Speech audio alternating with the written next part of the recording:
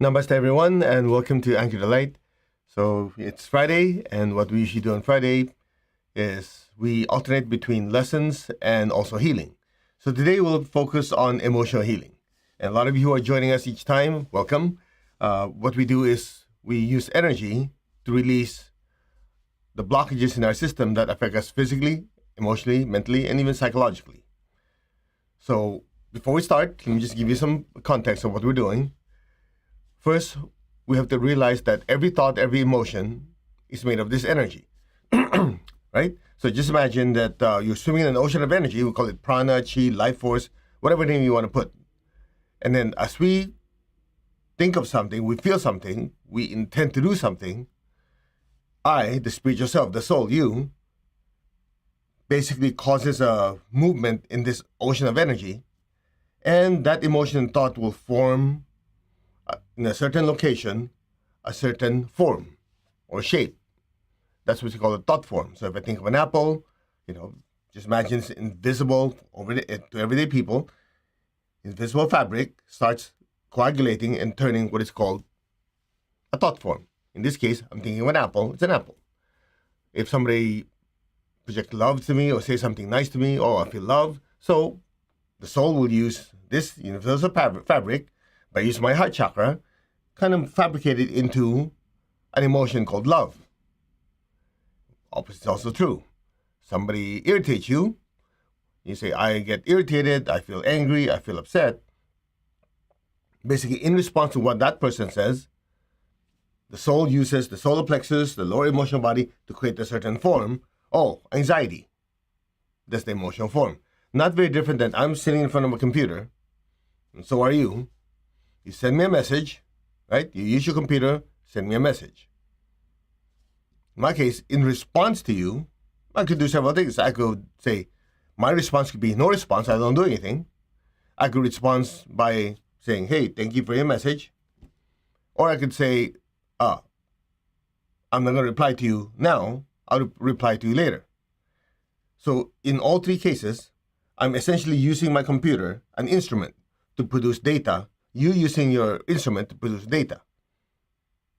So what you call an emotion, thought, action, these are all basically data produced by the instruments that you and I, the soul, uses. So today we're focusing on releasing anxiety. And, to make it more current, as you know what's going on with the stock market, with the US, the world, the politics on every side of it, regardless, it causes anxiety in people. So I thought it might be appropriate to focus on how to release this emotion. Make sense? Now, some of you would say, but isn't it healthy to feel these things? Yes, it is, because without feeling anything, you'd be like a doorknob, right? The feeling is the emotion that we generate in response to what's going on. It's what we do with it after that will either make our life better or worse.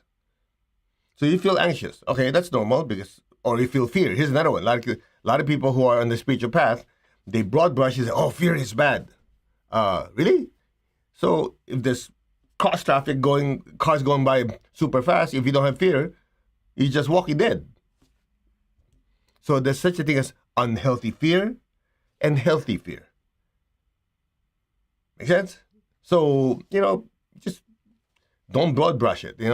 I have talked to a few people, I don't want to have fear in my life. I go, really? That's not too smart. It's unhealthy fear you don't want. Same thing with anxiety. If something is unpleasant, something is not good, having the anxiety initially is important because it allows you to be aware that something's not right. It's when you prolong it, then you're totally screwed. Make sense? Or anxiety is put another way. Anxiety is good if, let's say, your health is not doing that great. So every time you look at food that's supposed to be bad for you, you feel anxious. I want to eat that food. It's bad for me, but I shouldn't eat it. You're feeling anxious. That's good anxiety because hopefully it will move you to better health by not eating it. Now, if unhealthy food and you're perfectly fine with it and you stuff your face and you die, well, there's your problem. Does that make sense? So people have a tendency to take a word, not put it in context, and go crazy with it. So anxiety is good at the right time in the right dosage. However, if you have little dosages of this all the time, then basically that person's life is covered in a cloud of all these anxious thought forms. Now, to zoom out a little bit, if you have a city, a country, many countries in the world where a lot of people are feeling a certain anxiety or stress over the economy, over COVID, or whatever, right? So these individual thought forms of people now form a cloud, not only in each person, but in each city, each country. So if you're sensitive, you have difficulty sleeping, right? You have difficulty just going out without feeling like the whole weight of the world is on you. So there's such a thing as individual thought forms in your aura, like a cloud around yourself, your family, your city, and the world. Now you go, well, what the heck am I going to do with that? I have to live in this earth. Well, that's where spiritual practice comes in. Now, most people, they get stressed out, so what do? They drink, they smoke, they take drugs, they shoot stuff, and they think that will fix it. All you're doing is numbing your system. You're just numbing your system so you don't feel it. But at some point, when whatever you're doing, whatever substance you're taking, inhaling, shooting, whatever, when that is being consumed completely, then you're back to square one. Then you have to drink more, shoot more, whatever, smoke more. Until what happens? It keeps going up. And so even if the anxiety is not there anymore, you're addicted. What if there's a better way? Something that's free. It's called energy.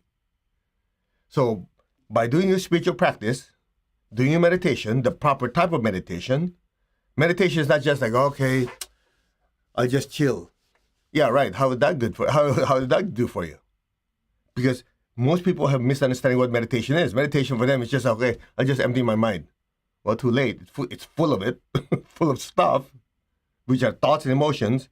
And if you're anxious, it's full of anxious thoughts and emotions. So if you decide to just chill, those thoughts wake up, whoosh, that's that. That's why most people can't meditate. But if you do the proper type of meditation, under the guidance of somebody who has had done it before, or an organization, school, church, temple, synagogue, mosque, whatever spiritual organization that has a structure, then that structure can be utilized to systematically flush out the internal stress and anxious energy first, and then replace it with peace, love, joy, happiness, bliss, and all the good stuff. There always has to be cleansing before energizing. That's what we teach in pranic healing. Cleansing before energizing. You have a cup of stale coffee. You want to drink a fresh cup. You don't just keep pouring fresh coffee until the new coffee replaces the old one. That's dumb and wasteful. But that's what people do. I want to get rid of stress, so let me just add more to it. Let me drink this, smoke this, chant this. They don't realize, remove the crap first so that you don't have to put as much and less resistance. So when we do these meditations, every single one of them, the structure is very simple. Step one, we affirm oneness. That way, when you affirm that we're all in a room meditating together, or we're interconnected, then the pipelines, the spiritual pipelines, get wider. Instead of just individual pipelines getting bigger, if we're energetically connected, then it's as if we're under a gigantic tunnel. So when we do our meditation, we focus on blessing other people, blessing the earth, right? We're not the one blessing. Don't be so arrogant to go, oh, I'm blessing you. I'll never say that. I don't say I bless you. I say, may God bless you. May the great teachers bless you. May the holy angels bless you. To say I bless you, that'd be super stupid arrogant. Like, who am I to bless you? Right? Some of you in class go, oh, could you bless me? I always say, okay, may great teachers bless you. May the higher beings bless you. I'm just the one holding the fire hose to bless you. That's accurate perception. So when we do meditation, twin hearts, we do great invocation, what are we doing? We're asking ourselves, that's why the prayer of St. Francis, Lord, make me a channel, make me an instrument of your peace. And then you just go down the list of what you want to bless the earth with. So as that energy flows through us, magic word, through, that energy flowing through us flushes all the garbage out of our system with no effort. All we got to do is focus on making people's life better. May all people be blessed. May all beings be blessed with peace, with love, with joy.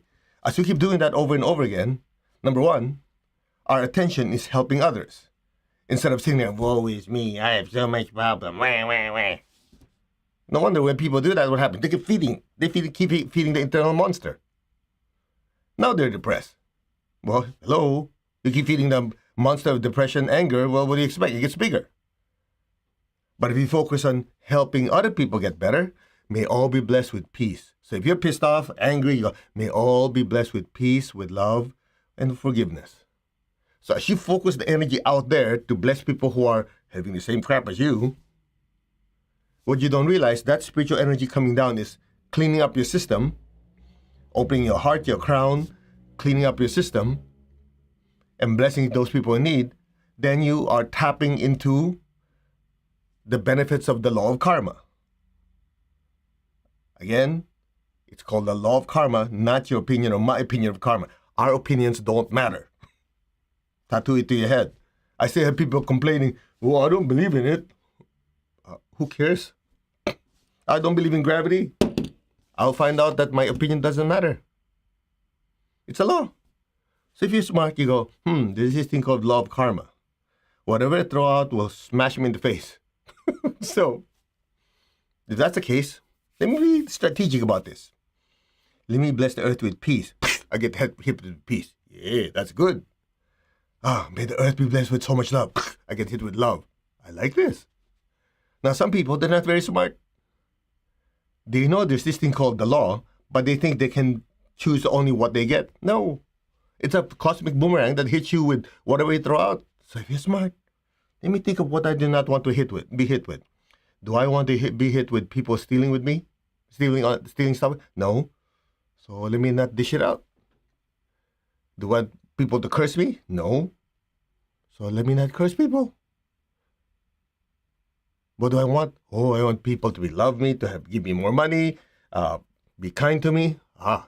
That's the smart thing to do. Let me plant tons of it because I know it'll smash me in the face. That's a smart thing to do. And guess what? When you do meditation, Twin Hearts, it's amplified many, many times because I have just so much love within me, right? But if I allow myself to be a channel to ask the great teacher, God, hey, give me all your love so I can transfer it somewhere else. It's just like saying, oh, I have this money. Let me give it to these people. Since it passed through me, I get to benefit from it going this way and going that way. What a deal. Great investment. So in the process, as you keep blessing the earth with peace, with love, with joy, and all the good stuff, we're getting purified, we're generating good karma, you're helping the world, and by the time you're done with meditation, the crap that came out of your system is gone, replaced with peace, love, and joy. In 10, 15 minutes, you go, that was good. That's strategic meditation. That's that. Put your attention on what you want, not on what you don't want. It's so simple, yet people don't get it. But you don't understand. I don't want to be angry. Then stop. You don't understand. This person hurt my feeling. Okay. And? Yeah, it's still bothering me. Then think of something else. Yeah, but you don't understand. It's painful. I'm not saying it's not painful, but the longer you put on it, your attention to it, you more feed it with life force. And the more you put your energy into it, good luck. Enjoy your suffering. Hey, that's not kind. You're saying I'm enjoying my suffering. Well, that's what you're doing. Until you snap out of it. Did you get through yet? You have to allow the soul, the spiritual self, to take control of your intellect, your emotions, and your body, not the other way around. And the first step, write this down, tattoo it to your soul. The first step is understanding thoughts, emotions, and actions are created by you and me. Once you have a deep realization, that this is the truth. Thoughts, emotions, and actions of the body are created by the I. You regain your power and your control. Before that, nope, they control us. And without meditation and spiritual practice, good luck. The creation controls the creator. You know why? Because you can't tell the difference. When you get so pissed off and angry, the I is lost inside the cloud of anger and negative emotion. So the illusion of I becomes the emotion that is so strong.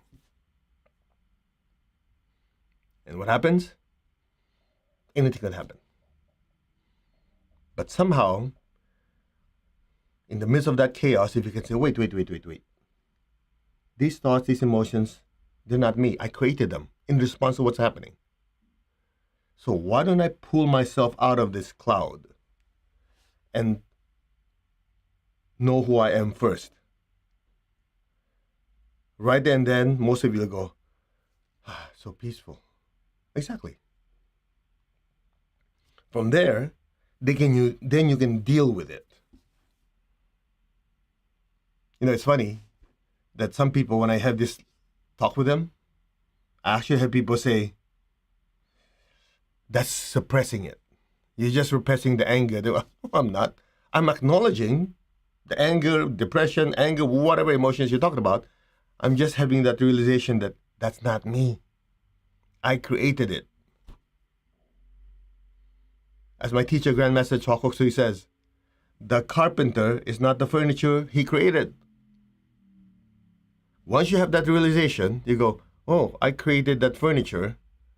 I used a hammer, I used a chisel, I used all these tools to create that furniture. Well, first of all, I'm not any of these tools. I'm sure as heck not what I produced the furniture.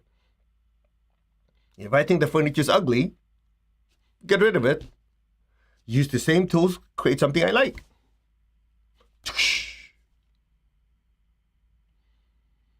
Then the one that people always says, but you don't understand. It's hard to do it. I can't help it. Well, there's your problem. You're allowing it. You're allowing the emotions and thoughts to be your boss. No way around it. As long as you have that attitude, good luck. Welcome to your life of suffering. That's so harsh. Well, it's either you hear it now or suffer long enough, you'll come up to the same conclusion. And why don't you be smart, wake up, and say, enough. I am the soul, the spiritual self, using my body, my emotions, and thoughts to navigate through this life. That's it. So over time, as you keep joining us in meditation or doing your own meditation, always make sure you have that time of stillness. In that stillness, you regain your true identity. So every day you have 30 seconds of stillness. 1 minute, 2 minutes. And the more often you have this in your everyday life, you start noticing that these thoughts and emotions that bother you, at some point you go, whatever. Move on. Deal with it, move on. Deal with it, move on. Deal with it, move on. You know, there's some people who never have a certain crisis happen, even though the crisis has passed, they can't let go. Because the thoughts and the emotions are attached to the soul like glue. And the soul is not doing anything to get rid of it. They just go with the flow, which is what? The flow is they're angry, they're upset from what happened, they can't let go. So they keep feeding it. And guess what? You extend the suffering. Ta-da! And if they can't get rid of it, they do artificial means. Drink, smoke, shoot stuff, whatever. And what does it do? It numbs it, but those thought forms are still glued, it's like cemented to the soul. Then they have like higher doses, until what? Something gives. Now, what if you just started with saying, okay, enough. I will not allow these thoughts, feelings, and the sensations of the body to control me. I refuse to let it control me. First, who am I? I'm the spiritual self originally, without a body, without thoughts, without emotions. I'm just a pure spiritual being. I just had to put on this physical garment, emotional garment, mental garment to be able to function in this earthly life. But these are just garments. At the end of this lifetime, I'll get rid of these garments anyway. So I control it, they don't control me. Period. Done. Finished. Right then, most of you had like, wow, it feels free. And some of you, as you go deeper in this meditation, you start feeling and having this realization that it feels like home. Because that is your home. Let's meditate. Put your hands on your heart. Focus on your crown. I am that I am. I'm not this body. I'm not any of my emotions. I'm not any of my thoughts. I am the soul that created the movements of this body, created these feelings, created these thoughts. I am that, the soul, the mover of the body, the feeler of the feelings, and the thinker of the thoughts. I am that I am. The soul, the spiritual self.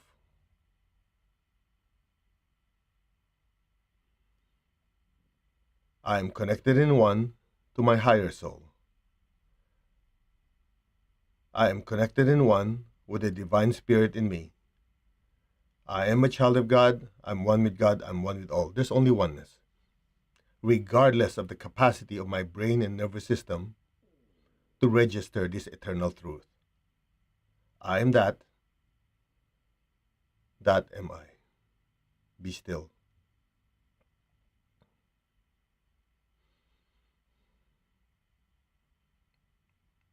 Just imagine a brilliant light above your head. Just keep looking at that brilliant light. I am that. I am that light. That light am I. Keep looking at that brilliant light above your head. The image doesn't have to be clear, it's there. I am that. That am I. I am that self of light. That self am I. That is the real I, a being of pure energy and light. I am that. That am I. Just be still. Maintain your stillness and awareness. Be aware of the inner stillness, the inner peace, and that inner light.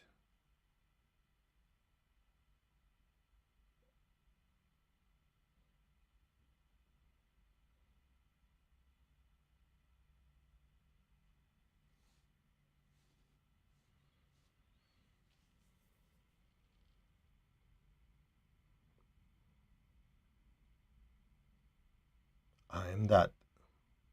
That am I. I am that radiant self of light. That self am I.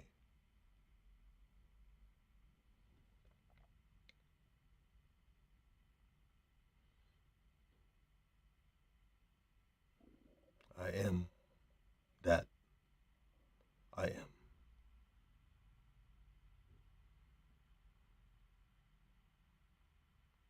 Be still. Maintain your awareness above your crown. Maintain your gentle awareness on that brilliant light that is you. Be still.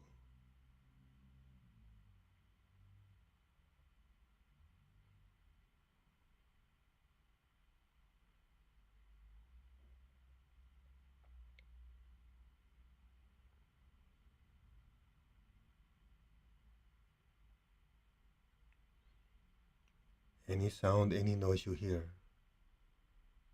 will just help your consciousness drift deeper and deeper to that brilliant light.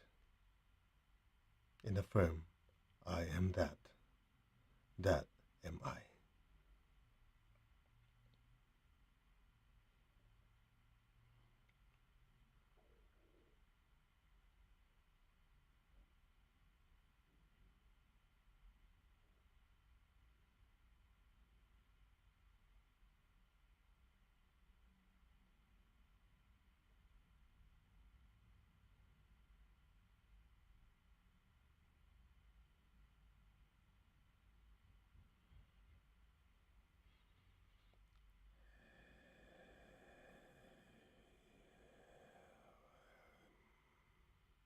Let go.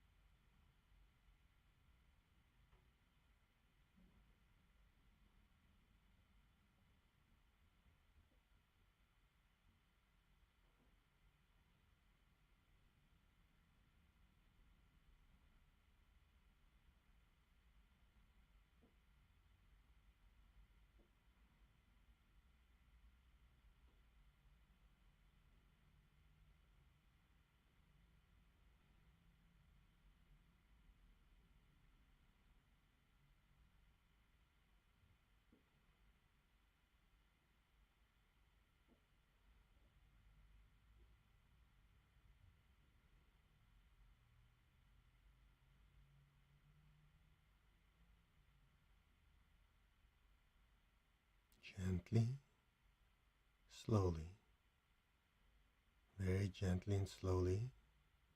Move your fingers, move your toes. Very gently and slowly. Come back to your physical form. Okay, raise your hands. Visualize the people you love in your life. Fill them with beautiful golden light. We're releasing excess energies our body cannot absorb. Picture the earth in front of you. With all the people you love, may everyone be blessed with good health, with much happiness, with abundance and prosperity, and spiritual oneness. So be it. Blessings be to all. Now be aware of your feet and the base of your spine. Put your golden light down into the earth. Let our beloved Mother Earth be blessed with divine light, divine love, and divine power. Let our beloved Mother Earth be healed, regenerated, and revitalized. Blessings to Mother Earth. So be it. So be it. And just give thanks to the Divine Supreme God, Divine Father, Mother. Thank you. To all the spiritual elders, holy masters, to all the saints of all traditions, archangels, holy angels, spiritual helpers, we just thank you for all your great blessings. In full faith. To my teacher, Master Choco Ksui Mahaguji, thank you. Right, you may open your eyes. So this session is actually divided into two. This is part one. At 6 o'clock will be part two. So here we focus more on your identity first. I am, the I am. That's why the first part of the lecture was to remind you who you are. And the first thing to do is to first let you know who or what you are not. So in the second session, we'll dive more into, as you bless the earth, your channels, your chakras being cleansed. But tell me in the comments, what did you notice just by simply isolating the I from the not I? What was it like? Did you have a better understanding? That's one. And number two, what I'd like to know is, did any of you experience things became very, very quiet and still? Yes? So that's how it works. So for some of you who are just joining us, that'd be 7 hours and 15 minutes. So 6 p.m. California time. So 6 p.m. Pacific time is session 2.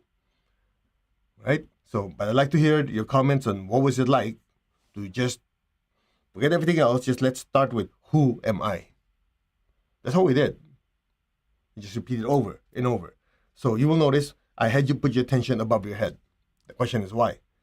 It's outside your body, so there's no way for you to get stuck with your body. You understand? We're acknowledging the body's here. Obviously, you won't be able to let your ears hear me, or your eyes see me through the screen. But in meditation, as we put attention outside the body, it forces the soul not to be so attached with the material life, at least for a few minutes, to be able to regain. It's like getting out of water. Oh, finally. And that's the whole idea, just to kind of put it in context of the lotus flower. Lotus flower goes through the mud, the everyday life, right? the attachment to life, the stress, the anger, the joy, everything. Then it goes out of the mud, the muddy waters, and sees the light. Experiences the light and realizes the light is actually within. All right. Namaste, everyone. Thank you very much for joining us. Please tell as many people about Anchored Light so more people will have to, how do you call this? Wake up from their slumber. Okay. Namaste. You guys take care. God bless. And we'll see you in the next Anchored Light.